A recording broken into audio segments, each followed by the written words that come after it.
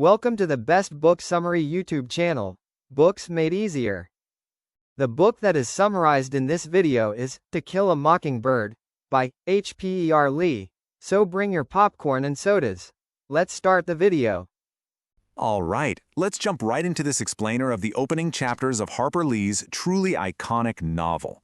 Today, we're going to be exploring the incredibly richly drawn setting of MAYCOMB, the rigid social classes that divide its people, and the very beginnings of a profound loss of innocence for our young protagonists.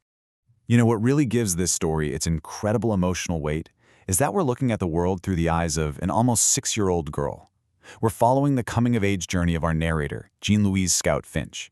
And what's fascinating here is how the narration constantly blends her childhood innocence with the reflective, often much more critical wisdom of an adult looking back.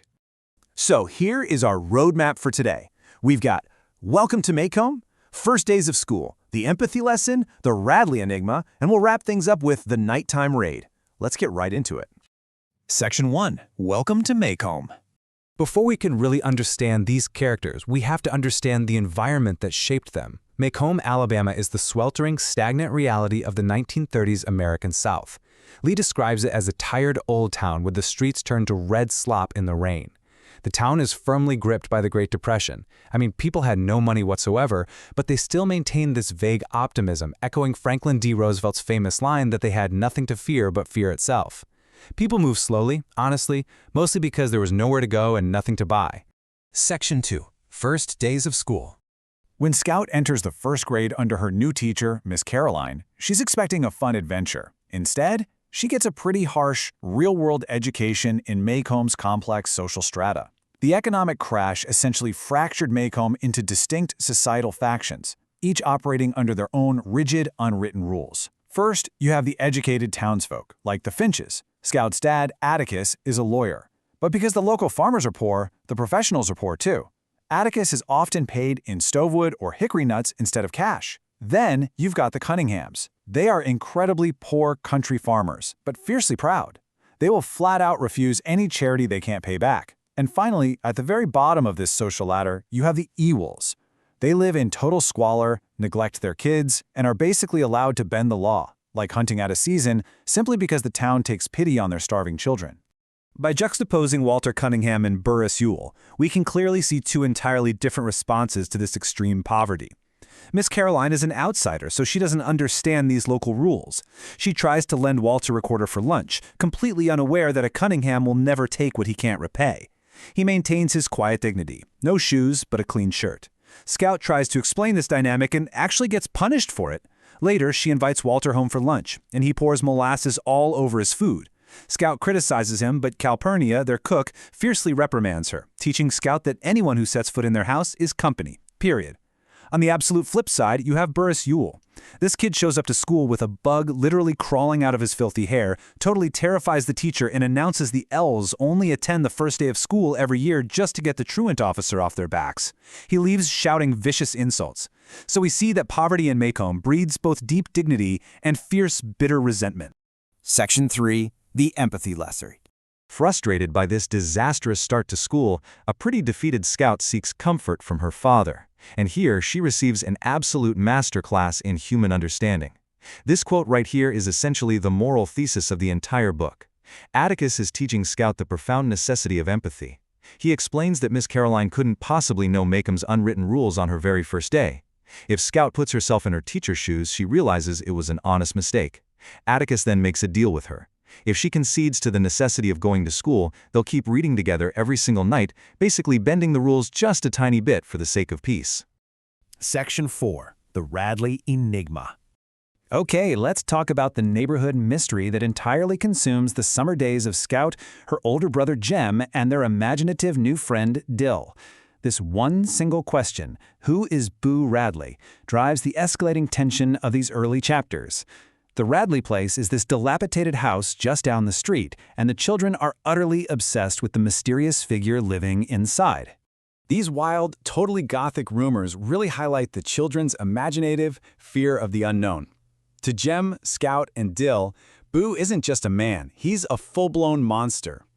The neighborhood gossip, mostly fueled by the local scold Miss Stephanie Crawford, blames Boo for literally every stealthy little crime in town.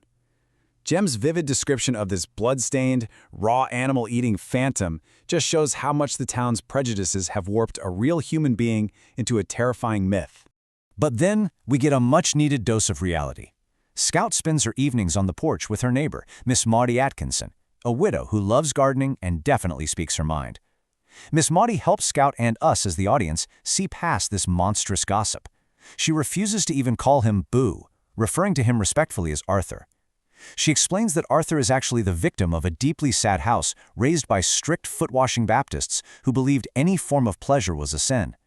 It's a huge shift in perspective, moving us entirely from horror right into tragedy.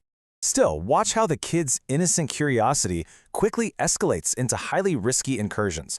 It starts by accident. Scout is pushed inside a tire, it veers out of control, and she crashes right into the Radley front steps.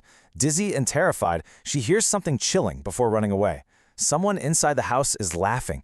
Undeterred by that, the kids then invent a whole theatrical play, acting out all the horrible rumors about the Radley family right in their front yard, until Atticus catches them. Finally, Jem tries to use a fishing pole to slip a note through the Radley shutters, inviting Boo out for ice cream. Atticus intervenes again, using a classic lawyer's trick to get Jem to admit what they're up to, and sternly orders them to stop tormenting the man.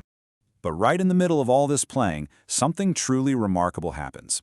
Scout and Jem start finding things hidden in the knothole of a live oak tree at the edge of the Radley lot. First, it's gum.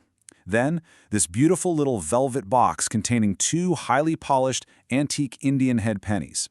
These aren't accidental drops, right? These items have been carefully saved and placed there. Someone inside that dark, sad house is secretly trying to reach out and communicate with the children. Section 5. The Nighttime Raid. It's Dill's final night in MAYCOMB before he goes back to Mississippi, and that ticking clock pushes the children's bravery to its absolute limit. This sequence perfectly paces out the sheer terror of their climactic high-stakes raid. They decide to sneak into the Radley backyard just to get a peek through a loose shutter.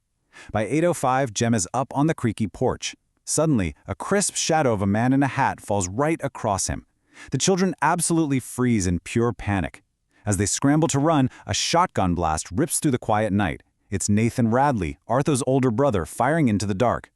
In their desperate scramble under the wire fence, Jem's pants get snagged, and he has to leave them behind, fleeing for his life in his underwear. So, I want to leave you with a final thought to mull over.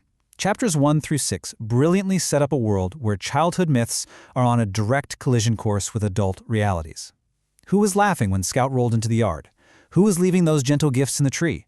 And what in the world is Jem going to find when he inevitably has to go back in the dead of night to retrieve his pants? Think about how Harper Lee uses these moments to challenge our own assumptions and prejudices. It's powerful stuff. Until next time, keep digging into the text. Like, share, and subscribe.